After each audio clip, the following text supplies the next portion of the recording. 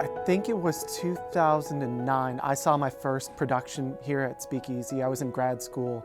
It was a play called Blackbird, and I left that play just absolutely shaken.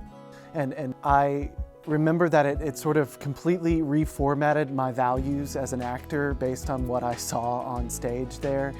And now that I've been able to work here, I understand how SpeakEasy not only creates the conditions but supports the work of artists to go out into the deep, dark water, because that's where the really interesting swimming happens.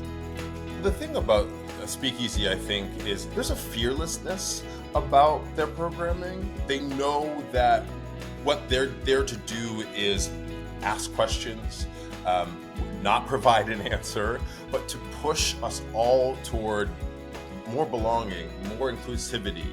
And I think that kind of bravery and that sense of leadership is so important. And I just love that I get to be a part of that. It's the type of theater that hits you in a different way. It's not literal, it's not plot-driven, it just, something shifts in you, something moves you, something gets challenged in you. And you could tell as people were leaving the theater.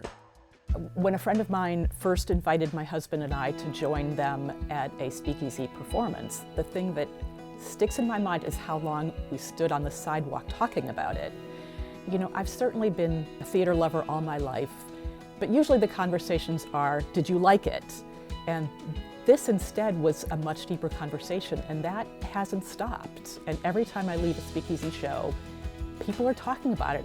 We study a lot in my program about what equitable theater looks like and what the theater of tomorrow should look like. And I think SpeakEasy is always looking for that, what is theater tomorrow? And why are we doing this and why now? We talk in our classes all the time about why now. And the first thing that Paul said in our rehearsal was, okay, so this is why we're doing this show right now. You know, I've had a career of playing in all the Asian shows. I've been in The King and I, Miss Saigon, I've made this whole career. I think about The Prom and I think about Angie Dickinson, and so much of her was what my career has been. Not once in the script does it say she's Asian, but more so than any of my Miss Saigons or King and I's, I get it. I can relate so much to Angie Dickinson. SpeakEasy works really hard to see more than just your ethnicity. They want to see you and show you as a real person.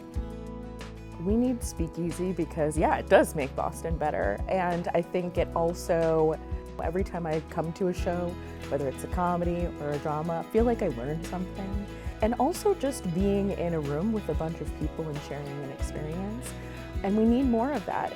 Theater provides an opportunity for people in Boston to walk in other folks' shoes and understand what it's like to live a different experience than you have lived.